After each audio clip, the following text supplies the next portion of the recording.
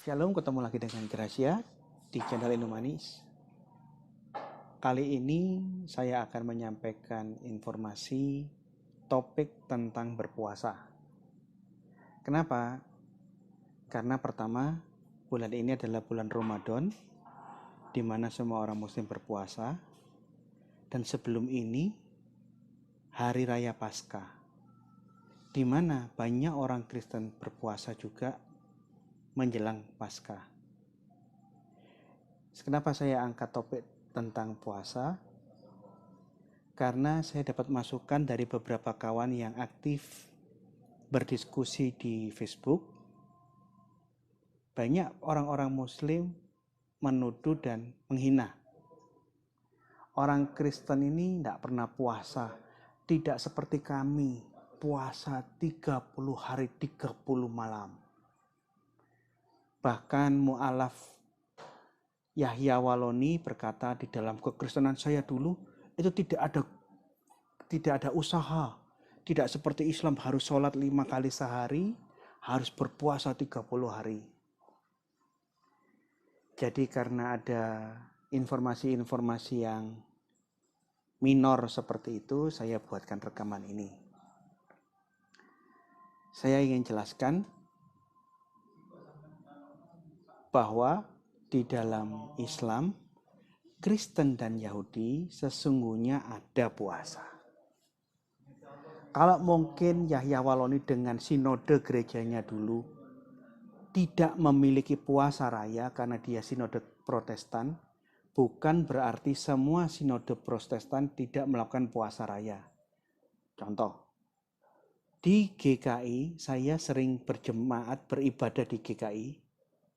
Pada waktu puasa kemarin dihimbau dari mimbar untuk semua jemaat GKI berpuasa.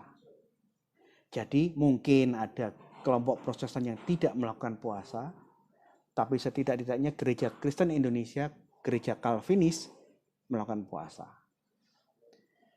Di gereja saya, Betani dulu, selalu diadakan puasa raya 40 hari, 40 malam. Tapi tidak semua gereja Pentakosta dan karismatik melakukan. Ya. Sampai hari ini gereja-gereja pecahannya Betani banyak yang melakukan puasa raya setiap tahun 40 hari. Seperti contohnya gerejanya GBI, kelompoknya Pak Niko. Itu puasanya 40 hari.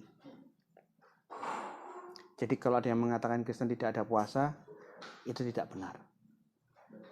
Jikalau di dalam kelompok Kristen yang terkecil dalam skop dunia, yang paling kecil itu Pentakosta.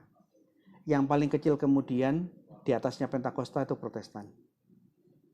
Tapi kalau kita ngomong kekristenan di seluruh dunia, dua aliran Kristen terbesar, yang paling besar di atasnya Protestan, yang terbesar kedua itu Ortodok, Ortodok Yunani, Ortodok Oriental itu Ortodok Koptik, Ortodok Ethiopia, Ortodok Syria, dan berbagai Ortodok di Eropa Timur. Dan yang terbesar di dunia Gereja Katolik Roma. Dua gereja terbesar di dunia semua punya kalender liturgi puasa raya. Saya kasih perbandingan.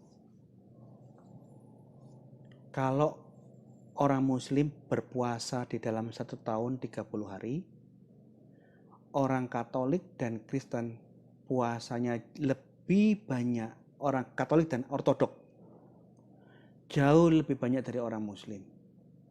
Orang Katolik puasa persiapan Natal 30 hari.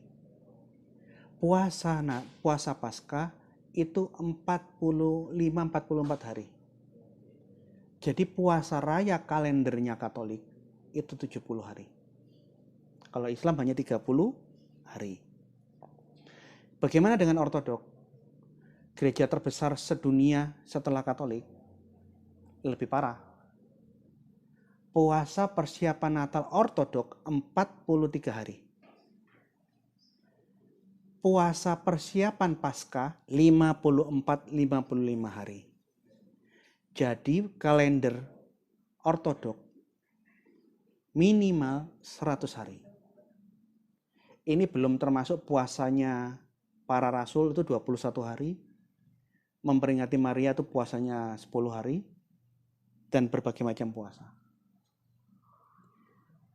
Jadi Islam 30 hari, Katolik Natal 30, puasanya Paskah 45 hari, Ortodok puasa Natal 43 hari, puasa Paskah 54 hari. Kedua, mengenai aturan puasa. Di dalam Muslim, selama puasa dari imsak sampai buka, tidak boleh makan, tapi di saat berbuka puasa dan sahur, boleh makan apa saja. Kalau di Katolik sama Ortodok beda. Pertama, di Katolik dan Ortodok tidak mengenal aturan sahur.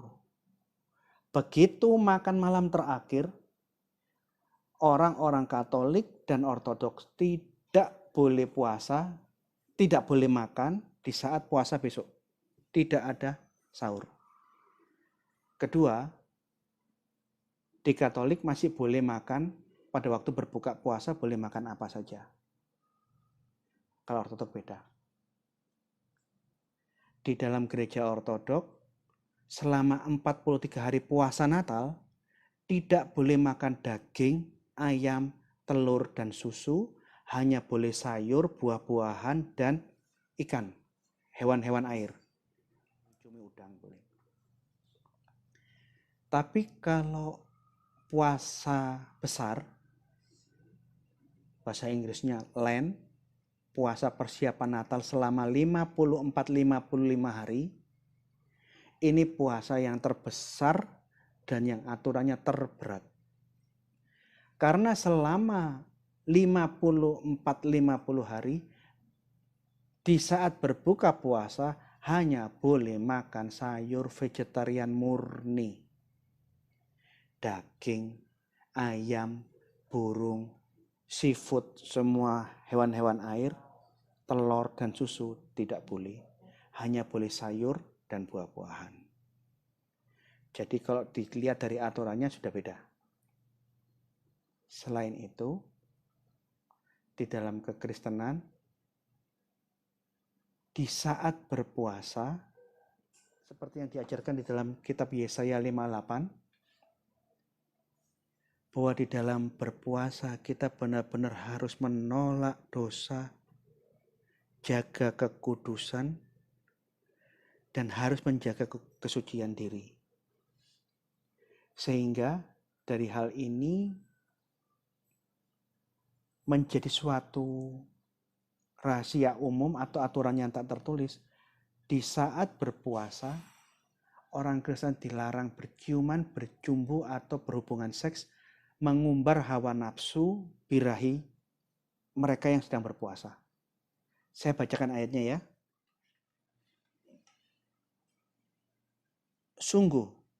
Sungguh-sungguh inikah puasa yang kukehendaki untuk mengadakan hari merendahkan diri?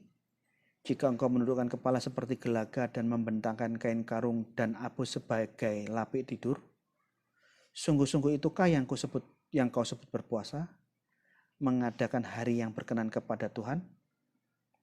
Bukan. Berpuasa yang kukehendaki ialah supaya engkau membuka belenggu-belenggu kelaliman.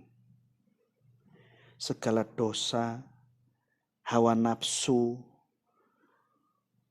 hal-hal yang kotor dibongkar, dan melepaskan tali-tali ikatan perjinahan, ikatan pembohongan, suka nipu, dibongkar semua. Supaya engkau memerdekakan orang-orang yang teraniaya dan mematahkan setiap kuk, bertoleransi, berbelas kasih kepada orang lain. Supaya engkau memecah-mecah rotimu bagi orang-orang yang lapar, dan membawa ke rumahmu orang-orang miskin yang tak punya rumah. Dan apabila engkau melihat orang telanjang, supaya engkau memberi dia pakaian, dan tidak menyembunyikan diri terhadap saudaramu sendiri. Pada waktu itulah terangmu akan seperti fajar, dan lukamu akan pulih dengan segera.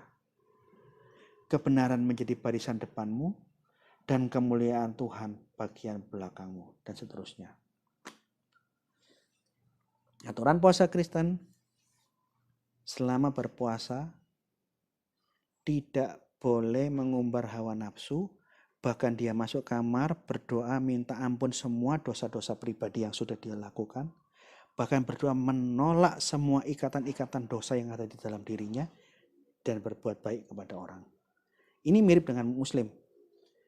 Karena orang Muslim juga di dalam puasa dilarang mengumbar hawa nafsu, harus bisa menahan diri. Yang beda, saya temukan di dalam dua buku ini, Fikih Wanita, nanti bagian dalamnya akan saya tunjukkan, dan ini hadis Sahih Ibnu Khuzaimah. Sudah sering saya dengar bahwa di dalam berpuasa bagi orang Muslim, di siang hari dilarang melakukan hubungan suami istri, dilarang berhubungan intim. Tapi ada sesuatu yang ingin saya bacakan, saya hanya membacakan. Aturan puasa yang tertulis di dalam hadis Ibnu Khuzaimah.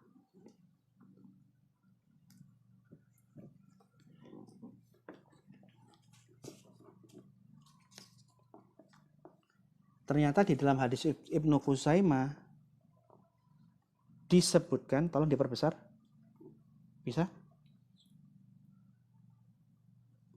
Di dalam hadis Ibnu Khuzaimah disebutkan bahwa Aisyah dan Muhammad sering melakukan mubasyar. Mubasyar itu hubungan intim di siang hari. Yuk, mari kita ini ya. Rasulullah telah menyatakan bahwa perbuatannya, bahwa mubasyar, hubungan intim saat berpuasa yang bukan hubungan seks, tidak dilarang. Jadi diizinkan melakukan mubasyar, hubungan intim, asalkan hubungan intim itu tidak melakukan hubungan seks, itu tidak dilarang. Mari kita baca hadisnya. Muhammad bin Abdul Ala As-Shan'ani telah menceritakan sebuah hadis kepada kami dari orang ini, dari orang ini, dari orang ini. Intinya begini. Coba di-zoom.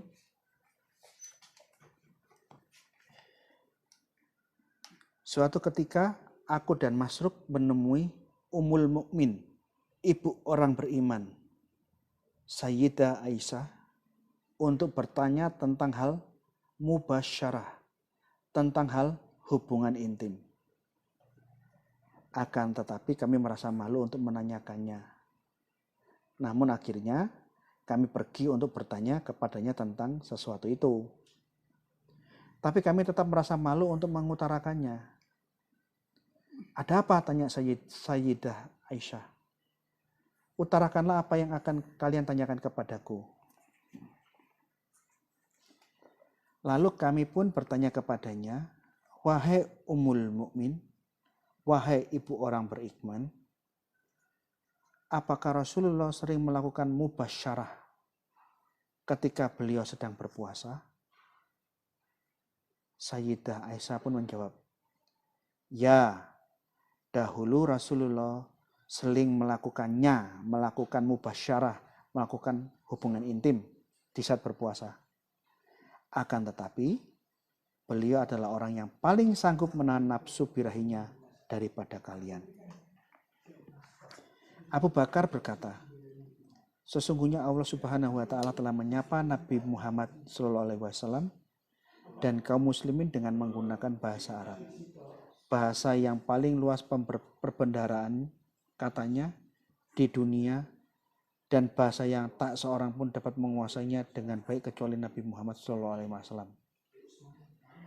Selain itu, bangsa Arab terkadang menggunakan satu kata untuk dua arti. Intinya begini, Abu Bakar mengatakan bahwa bahasa Arab itu ada satu kata memiliki maknanya banyak. Nanti saya akan tampilkan di dalam filmnya supaya Anda bisa mengikuti isinya ini ya. Inti dari kalimat pengantar Abu Bakar tadi, intinya apa? Bahwa dia mengakui bahwa hubungan seks mubasyarah, bukan hubungan seks, maksudnya hubungan intim, ada di dalam larangan Al-Quran. Kata mubasyarah dalam Al-Quran itu terlarang, tidak boleh dilakukan orang muslim saat berpuasa di siang hari. Tapi mubasyarah yang dilakukan Muhammad itu boleh dilakukan karena mubasyarah saat itu dalam kala itu bukan mubasyarah yang berhubungan seks. Ini ya. Setelah dia mengutip ayat-ayat di atas, Abu Bakar menjelaskan, dengan demikian Allah membolehkan Nabi Muhammad melakukan hubungan intim yang bukan hubungan seks, bukan jima pada siang hari. Jadi berhubungan intim di siang hari boleh asalkan tidak melakukan jima. Karena beliau melakukan mubasyarah saat beliau berpuasa. Mubasyarah hubungan intim di waktu saat puasa. Sementara mubasyarah hubungan intim, kata yang sama yang disebutkan Allah Subhanahu wa taala dalam Al-Qur'an, bukan mubasyarah, bukan hubungan intim yang Rasulullah lakukan pada saat beliau berpuasa. Jadi ini yang dimaksud Abu Bakar, ada satu kata dengan makna yang banyak. Kata mubasyarah adalah satu kata yang digunakan untuk dua perbuatan. Mubasyarah dalam Al-Quran dilarang, tapi mubasyarah di dalam hadis saat berpuasa siang hari boleh. Intinya begitu. Jadi apa yang dimaksud boleh melakukan hubungan intim tapi tidak melakukan hubungan seks? Coba. Keringanan dalam mubasyarah berhubungan intim. Bagi orang yang berpuasa tapi bukan berhubungan seks. Lah kira-kira ini seperti apa? Ini yang saya sendiri kurang paham. Saya hanya membacakan apa kata hadis. Mengenai maknanya tolong panjenengan tanya masing-masing kepada para kiai dan ustadz. Pak, kira-kira hubungan intim yang tidak berhubungan seks itu kayak apa? Silakan bayangkan. Oh, seperti ini. Oh, urusan kalian. Saya tidak memberikan komentar apapun. Tapi bagi Kristen, melakukan hubungan intim seperti yang dibilang hadis itu sama sekali terlarang. Karena begitu masuk puasa, kita masuk pengudusan diri untuk membersihkan dosa dan menjauhi hal-hal yang bersifat nafsu duniawi. Jadi ada beda aturannya antara Islam dengan Kristen. Saya bacakan fikih ini ya. Fikih ini dialihbahasakan oleh Ansrori Umar.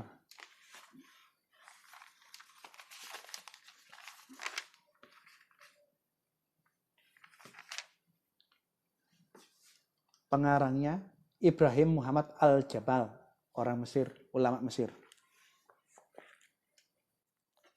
Di dalam hal tentang bab tentang puasa, halaman 245, dijelaskan bahwa di dalam Islam, orang berpuasa boleh berciuman. Cium mana aja boleh. Pipi, kalau di dalam hadis, boleh menciumi seluruh pipinya, segala macam boleh. Bahkan di dalam hadis Ibnu Qusaimah, bukan hanya mencium pipi, tapi boleh menjilat lidah istrinya.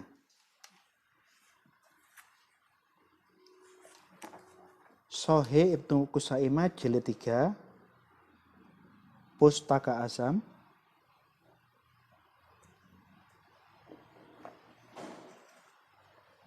halaman 559. Bab 85. Keringanan bagi orang yang berpuasa untuk menghisap lidah istri berbeda dengan pendapat yang memakruhkan ciuman bibir bagi orang yang berpuasa. Bishr bin Mu'adz al-Akadi telah menceritakan sebuah hadis kepada kami. Muhammad bin Dinar At-Tahi menceritakan kepada kami. Sa'ad bin Aus menceritakan kepada kami dari Misda Abu Yahya dari Aisyah, bahwasanya Rasulullah SAW selalu menciumnya ketika beliau sedang berpuasa sambil menghisap lidahnya. Pentakiknya Muhammad Mustafa Al-Azami atau Profesor MM Al-Azami mengatakan sanadnya dhaif. Tapi Al-Hafidz, ulama yang lebih senior dari yang lebih tua sebelum MM Al-Azami, berpendapat dalam At-Taqrib, Masjid diterima, tidak ada celahnya. Atawi dibilang ia jujur, tapi lemah hafalannya. Bahkan hadis ini juga diriwayatkan oleh Abu Dawud dari jalur yang lain. Ini jalurnya Misda, ini jalurnya bin Dinar. Artinya kisah ini diriwayatkan oleh banyak orang dan ulama-ulama yang kuno mengatakan ini benar. Jadi di dalam Islam, seperti yang saya membacakan, ingat saya tidak melebih-lebihkan. Saya hanya membaca apa isi Sahih Ibnu Qusaimah. Yang jelas-jelas dikatakan hadis tersebut juga ada di dalam Abu Dawud dari jalur yang lain. Jadi memang di dalam Islam aturannya kalau siang hari boleh berhubungan intim asalkan tidak berhubungan seks dan boleh berciuman bahkan menjilat lidah istri. Kalau Kristen tidak boleh, itu dianggap sudah tidak puasa itu. Sekarang kita lihat apa yang tertulis dalam Fiqh Wanita dalam buku ini ya. Di dalam Hukum Islam tentang Wanita karya Muhammad Al-Jamal, Ibrahim Muhammad Al-Jamal, bab tentang berciuman dan berhubungan intim dijelaskan. Dari Ummu Salamah bahwa Nabi Shallallahu Alaihi Wasallam pernah menciumnya dalam keadaan berpuasa, sama dengan yang di sana. Dan dari Aisyah ia berkata, Rasulullah pernah mencium aku dan mencumbu mubasyarah. Mubasyarah kalau di dalam terjemahan sana dibilang berhubungan intim, di dalam terjemahan ini diperhalus menjadi mencumbu dalam keadaan berpuasa. Hanya beliau adalah orang yang paling mampu mengendalikan hajatnya. Jadi boleh melakukan mubasyarah, mencumbu atau berhubungan intim. Perhatikan. Dalam buku ini dijelaskan, Imam Nawawi ini ulama Indonesia dari Banten yang diakui dunia Islam. Tidak ada perbedaan pendapat bahwa berciuman itu tidak membatalkan puasa, sekalipun berciumannya sampai mengeluarkan air mani, mengeluarkan sperma. Jadi di dalam buku ini dijelaskan, Imam Nawawi itu leluhurnya Ma'ruf Amin. Ma'ruf Amin itu keturunannya Imam Nawawi. Dan Imam Nawawi, leluhurnya Ma'ruf Amin Wapres, mengatakan berciuman tidak membatalkan puasa bagi sekalipun berciumannya sedemikian rupa sampai sperma keluar, tidak membatalkan puasa. Dan di dalam buku ini disebutkan pro kontra antara boleh berciuman atau tidak, mazhab ini boleh, mazhab ini tidak boleh. Ada yang mengatakan bagaimana dengan mubasyarah. Mubasyarah itu tidak boleh, ada yang bilang boleh. Ada yang bilang boleh hanya untuk orang tua, anak-anak muda tidak boleh. Terus ada yang berkata, bagaimana dengan Aisyah? Aisyah masih muda. Jadi di sini ditunjukkan semua berbagai macam pendapat. Contoh ya. Al-Munsir, berciuman dan mubasyarah itu haram. Namun ada kaum lain yang secara mutlak membolehkan.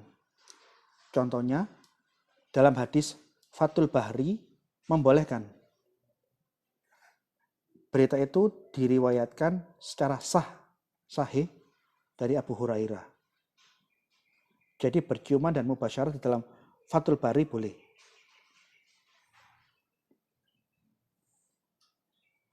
Nih, macam-macam. Nah, di dalam buku ini juga hampir sama dengan dalam buku hadis Ibnu Khuzaimah dijelaskan bahwa kata mubasyarah yang digunakan Al-Quran dilarang. Karena itu hubungan intim yang sampai melakukan koitus. Bahasa Jawanya koitus itu gantet, hubungan kelamin. Tetapi di dalam hadis, hubungan mubasyarah, hubungan intim yang dilakukan Muhammad dengan Aisyah yang sering dilakukan. Hadis mengatakan Muhammad sering melakukan itu hubungan intim, bercumbu yang tidak sampai berhubungan kelamin. Tapi yang untuk jelasnya itu seperti apa, tanyakan kepada ustadz-ustadz dan kiai-kiai orang muslim, karena bagi saya ini bukan urusan kami. Jadi dalam hal-hal tertentu ada kesamaan antara puasa Kristen dengan puasanya Muslim. Tapi ada juga aturan-aturan yang di dalam Islam boleh, seperti yang tadi kita bacakan, Kristen menolak. Jadi bagi orang-orang Muslim yang suka usil, menghina dan mengata-ngatai orang Kristen tidak pernah puasa, tolong jangan lagi lakukan itu. Karena aturan puasanya Kristen, jumlah harinya jauh lebih banyak dari Islam. Dan aturannya lebih ketat dari kalian. Di dalam Kristen tidak mengenal sahur. Makan malam terakhir itu makan terakhir sampai besok berbuka puasa. Jumlah durasinya panjang. Ortodok Natal 43 hari puasa hanya boleh makan sayur dan ikan. Tidak boleh daging. Puasa Paskahnya 100% vegetarian, tidak boleh daging, ikan, burung, sayur, susu, tidak boleh. Tapi kalau ditanya apakah orang Kristen semua melakukan hal ini, ya tentu tidak. Sama kayak orang Muslim di saat bulan Ramadan ini kan banyak toko-toko, warung-warung makanan, orang-orang mokel, orang-orang tidak berpuasa, orang-orang Muslim kan juga ada. Jadi yang saya bacakan ini aturannya. Mengenai perilakunya ya ada yang melakukan, ada yang tidak. Tapi standar aturannya kita seperti ini. Jadi saya sampaikan ini supaya kita saling menghargai dan saling menghina. Kalau kalian belum tahu tentang ajaran Kristen, belum tahu tentang aturan-aturan Kristen, tolong jangan menghina. Kenapa orang Kristen tidak pernah gembar-gembor? Kenapa tidak pernah mengumumkan di mana-mana kami berpuasa? Kalau ada orang yang merokok atau ada orang yang makan, mereka marah. Kamu kenapa puasa di depan kami? Kenapa kamu merokok di depan kami? Kamu nggak menghargai kami yang sedang berpuasa. Itu tidak pernah dilakukan orang Kristen. Kenapa? Inilah. Di dalam Matius 6 ayat 16 sampai 18, Yesus sudah sebutkan kalau kita berpuasa tidak boleh menunjuk-nunjukkan aku berpuasa. Kamu tidak berpuasa, awas kamu tidak boleh. Aku berpuasa, tolong hormati saya yang berpuasa. Jangan makan, tidak boleh. Ini yang Tuhan Yesus ajarkan ya.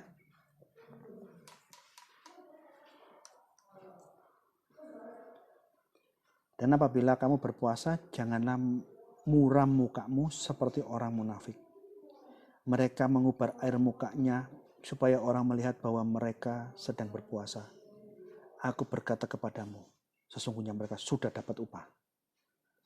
Tetapi apabila engkau berpuasa, minyakilah kepalamu dan cucilah mulutmu, supaya jangan dilihat oleh orang bahwa engkau sedang berpuasa, melainkan hanya oleh Bapamu yang ada di tempat tersembunyi. Hanya oleh Bapamu yang ada di tempat tersembunyi. Maka Bapamu yang melihat yang tersembunyi akan membalasnya kepadamu. Saya ulangi, supaya jangan dilihat oleh orang bahwa engkau sedang berpuasa, melainkan hanya oleh Bapamu yang ada di tempat tersembunyi. Maka Bapamu yang melihat yang tersembunyi akan membalasnya kepadamu. Jadi kalau orang Kristen di seluruh dunia berpuasa, apalagi di dalam tradisi Ortodok dan Katolik, puasa Natal ini puasa yang terbesar dan hari Paskah dirayakan gegap gempita melebihi Natal dengan aturan yang paling berat. Kita tidak boleh menunjuk-nunjukkan saya sedang berpuasa atau kita marah-marah. Tutup warung, kami orang Kristen sedang berpuasa. Kamu jangan merokok di hadapan saya ya. Saya sedang berpuasa, kamu tidak menghargai saya. Maaf, kami tidak boleh melakukan itu. Itu pantang dilarang dalam agama kami.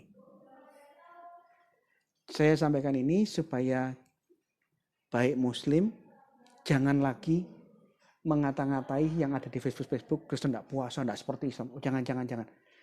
Kalian kalau dibandingkan head to head nggak ada apa-apanya, ya. Tapi sebaliknya orang Kristen, Katolik dan Ortodok, dua gereja terbesar di dunia, tetaplah seperti yang Alkitab ajarkan. Kita tidak perlu gembar-gembor.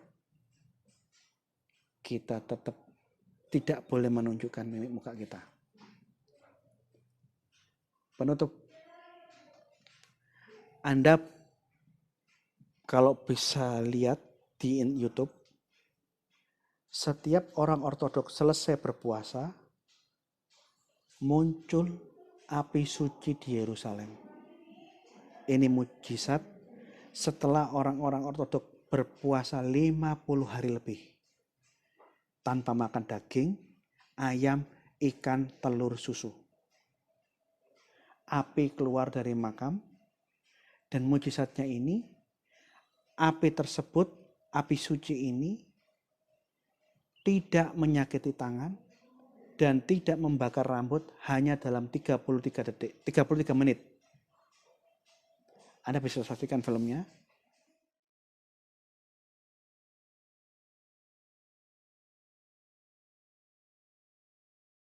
Χριστάκη, είχες απόλυτο δίκιο. Πάσχα 2018 στο Πανάγιο Τάφο. Έτοιμοι. Πήρε. Γκέι. Όποιος λέγεται γκέι, γκέι.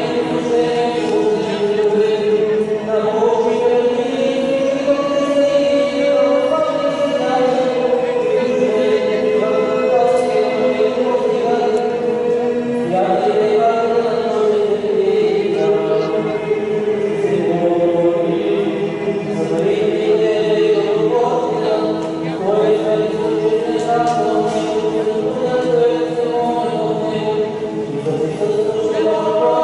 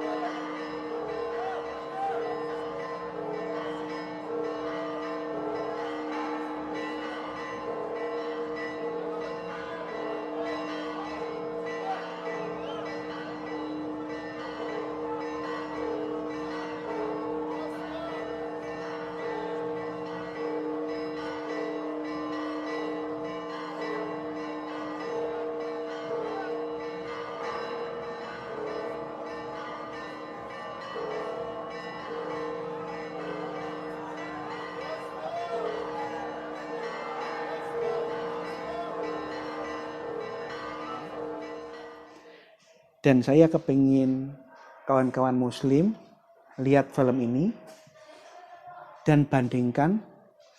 Coba kalian di rumah bikin obor dari bambu dengan api yang sebesar seperti film tadi. Terus apinya dibakarkan di jenggot kalian. Apakah jenggot kalian tidak terbakar seperti api suci dari Yerusalem apa enggak? Silakan coba masing-masing.